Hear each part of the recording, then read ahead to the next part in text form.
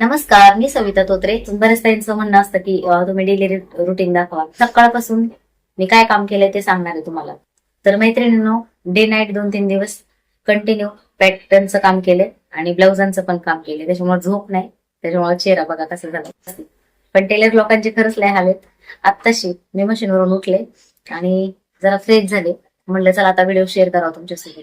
तर सकाळी डबे दिलेत. सकाळी लवकर उठून डबे करावे लागतात. 7 वाजेपर्यंत डबे झाले पाहिजेत. त्याच्यानंतर मी पॅटर्नच्या ताईंचे राहिले होते ते म्हणलं आता आज कुरिअर द्यायला जाणारच आहे, तर राहिलेले पॅटर्न आहेत ते पार्सल पॅकिंग केले आणि ते पण रेडी करून त्याच्यावर ऍड्रेस पत्ते वगैरे टाकून ते काम केलं मी 11 वाजेपर्यंत. 11च्या नंतर अजून तरी भांडे कपडे तसेच आहेत. 11च्या नंतर ब्लाऊज कटिंग केले, स्टिचिंग केले. मध्येच कुणी कस्टमर येतात जातात, तर त्याच्यामध्ये पण थोडाफार वेळ जातो. तर हे बघा, हा ब्लाऊज आहे. आता तुम्ही म्हणता हा अगोदर पण एका व्हिडिओमध्ये दाखवला, तर नाही. आता ज्या ट्रेंडिंगला साड्या चालल्यात त्या साड्या माझ्याकडे आलेल्या आहेत आणि एका कलरच्या अशा भरपूर साड्या आहेत. त्याच्यामुळं असं म्हणू नका की ताई एकच ब्लाऊज सारखं सारखं दाखवते का काय, तर असं काही नाही. तर हे बघा, हे कटोरी ब्लाऊज आहे. कपडा कमी पडल्यामुळे इथं पट्टी ती जास्त रे त्याचीच लावलेली आहे. फिनिशिंग बघू शकता, सिंपल आहे. याला गळ्याला पायपिंग वगैरे केलेली नाही, फक्त पट्टी दुमडली मी याला. कटोरी ब्लाऊज आहे. याला इस्त्री वगैरे अजून काहीच केलेलं नाही. अजून हुक लुक लावायची बाकी. त्याची फिनिशिंग बघू शकता तुम्ही. गळा बघा, शोल्डर बघा. तर याला अजून हुक लुक लावायचे. तर हे बघा, काही कस्टमरच्या उजव्या साईडला हुक असतात, काही कस्टमरच्या डाव्या असतात. आपण नवीन शिकताय किंवा नवीन ब्लाऊज कस्टमरचे घ्यायला सुरुवात केली, आपल्या पटकन लक्षात येत नाही, त्याच्यासाठी सांगते की प्रथम त्यांना विचारायचं की तुम्ही उजव्या बाजूने हुक लावतात की डाव्या बाजूने. कारण काय होतं, हे बघा, आता इथंच उदाहरण मी सांगते. असं लिहून ठेवायचं वहीमध्ये, कारण ह्यांचे ना उजव्या बाजूने हुक येतो आणि आता दुसरं ब्लाऊज मी स्टिचिंग केलंय त्याची डाव्या बाजूने हुक येत. तर ज्यांना उजव्या बाजूने लावायची सवय असते त्यांना डाव्या बाजूने लावलं तर लावता येत नाही, आणि ज्या ताईंना डाव्या बाजूने लावायची सवय असते त्यांना उजव्या बाजूने लावलेले जमत नाही. आणि मग कस्टमर आपल्यासोबत कटकट करतं. मग आपण म्हणतो की अरे मला अशा बोलल्या तशा बोलल्या. तर आपल्याकडनं चुकी होऊन द्यायची नाही, याची काळजी घ्यायची. आणि काही कस्टमर असे असतात की काही चुकी नसताना पण बोलतात. तर ठीक आहे, सवय आहे. 100 मध्ये एखादं भेटतं असं आपल्याला. तर जास्त लोड नाही घ्यायचा, टेन्शन नाही घ्यायचं. सांगायचं नेक्स्ट टाइम टाक बाई किंवा टाकू नको, तुझी इच्छा माझी आहे असं आहे. आवडत असेल तर टाकावं, नसं आवडत तर राहिलं.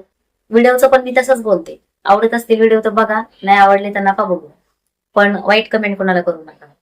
कारण मला एका विषयावर व्हिडिओ बनवायचा आहे. कारण एक ताई आता त्यांना खूप वाईट वाईट कमेंट केल्या आणि मी सहज तो व्हिडिओ बघितला, तर त्याच्यावर पण मी बोलणार आहे. तर माझं म्हणणं असं की चॅनल कोणाचा असू द्या, कोणत्या लेडीजचा असू द्या, एका लेडीजने दुसऱ्या लेडीजला असं नाही बोललं पाहिजे. तर वेळ प्रसंग कधी कोणावर कसा येईल सांगता नाही. तर हा ब्लाऊज कसा वाटलाय ते सांगा. साधा सिंपल आहे. त्यांना नाडी नको होती त्याच्यामुळे नाडी नाही लावली, म्हणजे नॉट लावली नाही. लेस पण नको होती त्याच्यामुळे नाही लावली. आता याला फक्त हुक लुक लावायचे बाकी येतो. याच्यावरची साडी दाखवते.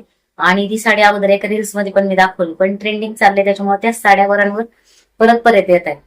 तर त्याच्यावरची साडी पण दाखवते. हे बघा, आता ह्या साड्यांचा ट्रेंड आलाय. इंस्टाग्रामला तर फेमस आहे ही साडी. आणि अशा साड्या 12 वर्ष, म्हणजे 12 वर्षापूर्वी अशा साड्या होत्या, पण त्या कॉटनच्या होत्या. तेव्हा पण सेम हाच कलर आणि अशीच डिझाईन, त्याचा ट्रेंड आला होता. आता तीच डिझाईन परत आली, फक्त कपड्यामध्ये फरक आहे. तर हे बघा, ही साडी याच्यावरचा आता दाखवलेला ब्लाऊज आहे. आता तुम्हाला दाखवते दुसरी साडी. आता ही पण मी एका रील्स मध्ये दाखवली. तर याचा पण कोणाच्या बस्त्यात म्हणा, प्रत्येकाच्या बस्त्यामध्ये तुम्हाला ही साडी बघायला भेटेल. हे बघा, फक्त याच्यात डिझाईन वेगवेगळ्या असतात. बॉर्डर ची डिझाईन वेगळी असते.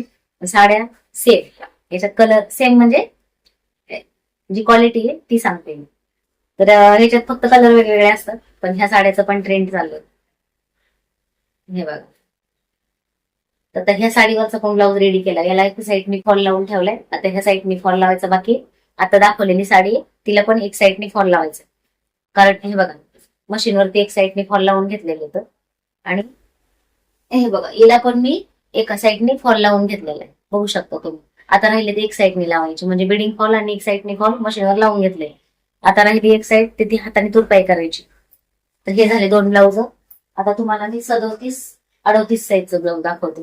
हे पण कटोरी ब्लाऊज आहे आणि ह्या ताईने माझ्याकडे फर्स्ट टाइम टाकले. तर हे बघा, कटोरी ब्लाऊज आहे. याला हुक लुक करायची बाकी इथं. तर ह्या ब्लाऊजला लेस लावली. तुम्ही म्हणता नाशिका लावली ताई लेस, तर त्यांनी स्वतः लेस आणून दिलेली मला, कारण मी बोलली की माझ्याकडे अशी नाहीये आणि तुम्हाला जशी पाहिजे तशी तुम्ही आणून द्या. तर त्यांनी आणून दिली, तर ती कमी पडली. तर हे बघा, मी काय केले, जी डावी बाजू असते पदराखालची तिथं फक्त कटोरी पासून वरती लावली आणि इकडं पूर्ण आली लोकपट्टीपर्यंत. तर अशा प्रकारे लेस लावली. हा कटोरी ब्लाऊज आहे 38 साईज, म्हणजे 37 आणि 38 हा दोन्हीला पण होतो. गळा बघा, याला नॉटची पण गरज नव्हती. नॉट नाही लावली तरी शोल्डर अजिबात उतरत नाही. पण छान वाटन काठापत्राची साडी, थोडासा काठ पण उरला होता, तर त्याचे मी असे सुंदर छान असे लटकन बनवले, बघू शकता तुम्ही. आणि ह्या ताईंचा ब्लाऊज पीस आहे तो 1 मीटर होता, पण त्यांना छोटे हात पाहिजे होते. मग मी काय केलं, नुसत्या पदराला थोडासा सोडलाय कपडा 1 मिलीचा. आणि हे बघा, याला पण इस्त्री वगैरे अजून काहीच केलेलं नाही, याला हुक लुक करायचे. तर फिनिशिंग बघा. तर हा ब्लाऊज कसा वाटला ते पण मला कमेंट करून नक्की सांगा. म्हटलं ब्लाऊज घेऊन गेले तर मग दाखवायचे राहतील, कारण बऱ्याच ताईंच्या कमेंट येतात, ताई तुम्ही शिवलेले ब्लाऊज दाखवत जा, आम्हाला शेअर करत जा. आता तुम्ही म्हणता याची शिलाई किती घेणार, तर याची शिलाई मी घेणार आहे 350 रुपये. आणि नॉटचे पैसे, लेस लावायचे काही पैसे मी घेत नाही, पण नॉटचे पैसे घेणार. कारण नॉट काय 15 रुपयाची, काय 10 रुपयाची, ज्याच्या त्याच्या गावी रेट वेगळे असतात, म्हणजे प्रत्येक ठिकाणी रेट वेगळे येतात. तर त्या हिशोबाने तुम्ही पैसे घ्यायचे. तर आता दुसरीकडेच ह्याच ब्लाऊजची शिलाई 500 रुपये चालू आहे आमच्याच इथं, पण मी 350 घेते अस्तरच्या ब्लाऊज. अर्जंट असेल तर मग एक्स्ट्रा घेते मी, त्याच्यामध्ये काही लेस वगैरे मी लावली तर ते पैसे ऍड करते, नॉट लावली त्याचे पैसे ऍड करतो. आणि जे साधा सिंपल अस्तरचा ब्लाऊज आहे त्याचे 350 घेते. तर असं समजून चाला की ह्याचे 400 रुपये शिलाई, नाडे आणि लेस आपण लावली तर, किंवा लेस कितीची येते ते त्याच्यामध्ये ऍड करायचं, नॉट कितीची येते ते ऍड करायचं, लावायचे पैसे काही घेत नाही. तर मी एक घरात काम करते म्हणून मी 350 रुपये घेते, पण बाहेर याची साध्या सिंपल ब्लाऊजची 500 रुपये शिलाई. विचार करा. पण आपण म्हणतो जाऊ दे. आणि खरंच मी इमानदारीने काम आहे माझं, म्हणून माझ्याकडे एवढं काम येतंय. आणि फक्त एवढं आहे की काम खूप असल्यामुळं लवकर ब्लाऊज देणं होत नाही, काही ताईंना वेट करायला लागतं, त्याच्याबद्दल सॉरी. तर भरपूर ताई अशा येतात की समजून घेतात की जाऊ द्या ठीक आहे, कारण आपले घरातले काही प्रॉब्लेम असतात, त्याच्यामुळे राहून जातं कधी कधी. आता समजा मी तुम्हाला बोलले की मी उद्या देणार आहे ब्लाऊज, आणि दुसऱ्यांचे देत देत तुमची तारीख आली, अचानक माझं काहीतरी काम निघालं किंवा अचानक कुठेतरी जायची वेळ आली, तर मग 1-2 दिवस लेट होतं. किंवा काही समजदार असतात त्यांचे बरेच दिवस ब्लाऊज राहतात. आता पाटील ताई येतात, त्या जशा बोलल्या त्या एका रील्स मध्ये की ही लवकर मला कपडे देत नाही, आणि माझे ब्लाऊज माझे ड्रेस आहेत ते तू शिव आणि विकून टाक, मला 3-3 वर्ष ड्रेस देत नाही. तर गोष्ट खरी आहे, 3 वर्ष झाले त्यांच्या ड्रेसला. मी माझी चुकी कबूल करते, पण कशामुळं ते पण सांगते. कारण त्यांचे साड्या ब्लाऊज दर महिन्यामध्ये 2-2 पिशव्या असतात, म्हणजे 20-20, 22-22 ब्लाऊज साड्या असतात. आणि त्यांच्या मुलींचे पण असतात, 2 मुली आहेत त्यांना, त्यांचे 1 पीस असतात. म्हणजे ज्या साड्या मी ब्लाऊज शिवून दिले तेच साड्या परत रिपीट येतात 1 पीस साठी. मग अशा वेळेस काय होतं की अचानक त्यांच्या इथं काही फंक्शन निघालं, काही कार्यक्रम निघाला, की मग त्या काय म्हणतात की आधी घातलेली साडी ती मला परत तिथं नाही घालायची, मग वेगळे साडी ब्लाऊज घेऊन येतात. आल्याच्या नंतर ते म्हणतात पहिलं राहू दे हे दे, पहिलं राहू दे हे दे, नंतर कोणता सण आला की पहिलं राहू दे हे दे. असं करत करत करत त्यांच्या ड्रेसला झाले 3 वर्ष. आता 3 वर्ष झाले त्या ड्रेसला, त्यातला एक ड्रेस अजून राहिलाय शिवायचा. त्या दिवशी मी एक दिला निळ्या कलरचा शिवून, अजून एक ड्रेस राहिलाय माझ्याकडं, आणि आता बाकीचं काही राहिलं नाही. पण आता त्या दिवशी तुम्ही बघितलं 2 पिशव्या आणल्या, मोठे मोठे 2 पिशव्या येतात. आता तुम्हाला त्या पिशव्या पण दाखवते.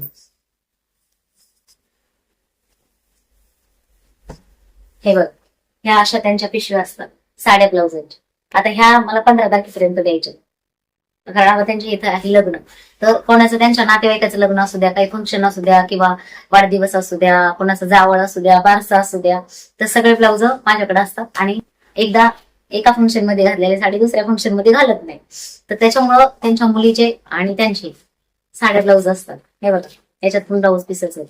तर आणि अजून त्या मला बोलल्या फोनवरती की अजून माझे कपडे यायचे, मला सांगू नकोस, मला सगळं रेडी करून द्यायला लागेल तुला, तुला 15 तारीख दिली. तर म्हणलं ठीक आहे. तर याच्यामुळे काय होतं, मग आता हे कपडे आणले की तो ड्रेस राहिला, हा मग ड्रेस राहू दे, पण हे महत्वाचं आहे, मला हे दे. आता दुसरी पिशवी दाखवते मी तुम्हाला.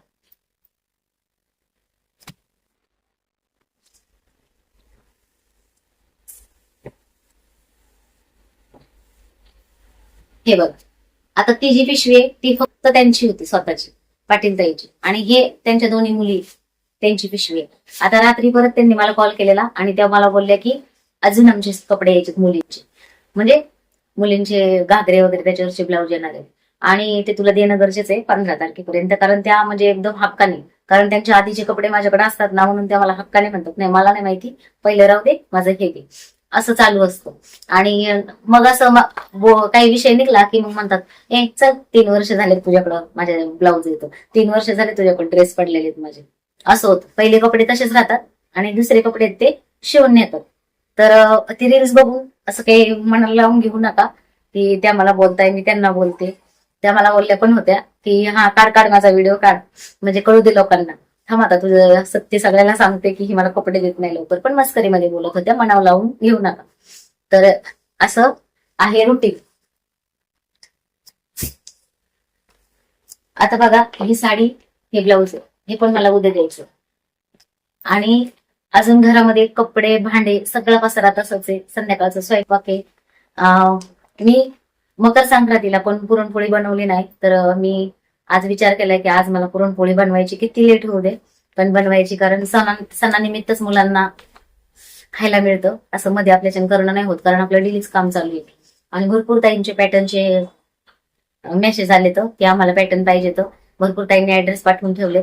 तर सगळ्यांची पेपर कटिंग आहेत ते लवकरच मिळतील. थोडंसं मला वेळ द्या, कारण खूप काम असल्यामुळं आणि घरात मदतीला कोणी नसल्यामुळं सगळ्या गोष्टी मलाच करायच्यात. तर मी आता मशीनवरून उठले जस्ट, आणि म्हणलं चला यांना साड्या ब्लाऊज दाखवावा कोणते केलेत ते. आणि आता बघा बोलता बोलता 5:45 वाजले. तर मैत्रिणींनो, आजचा व्हिडिओ तुम्हाला कसा वाटला ते कमेंट करून सांगा. तुमचे काही प्रश्न असतील त्याला रिप्लाय येत नाही लवकर, तर वाईट बनवून घेऊ नका. जसा मला वेळ मिळेल तसं मी रिप्लाय देईल. आणि शिवण क्लास पण चालू आहे, तुम्हाला माहिती आहे, जे आता सणाचे ब्लाऊज येतं ते, आणि मेन मला पॅटर्न. ज्या ताई वेटिंगला होत्या, पॅटर्न ज्या ताईंचे दिले नव्हते त्या ताईंचे पॅटर्न देणं गरजेचं होतं, कारण त्या पण वाट बघतात बिचारा. तर काही ताईंनी तर ब्लाऊज घेऊन ठेवले होते माझ्या भरोशावर की तुमचे पॅटर्न आल्यानंतर आम्ही ब्लाऊज शिवू. त्याच्यामुळं त्यांना देणं गरजेचं होतं. आणि मला पण कसं तरी वाटत होतं, कारण काय होतं की घरातलं काम करून ब्लाऊज करीत असलं तर मग पॅटर्न राहतात, आणि पॅटर्न करायला गेलं तर मग ब्लाऊज राहतात. तर मी दोन्ही पण ऍडजस्ट करते. जेव्हा मला जसं काही ताईंना थोडं म्हणलं की बाबा चला उद्या दिलं ब्लाऊज तर चालेल, मग त्यांचं कॅन्सल करून मग पॅटर्न तयार करते, असं करते. आणि आधी मला थोडं मुलं मदत करायची, पण आता मुलांना पण वेळ मिळत नाही, तरी काय करते.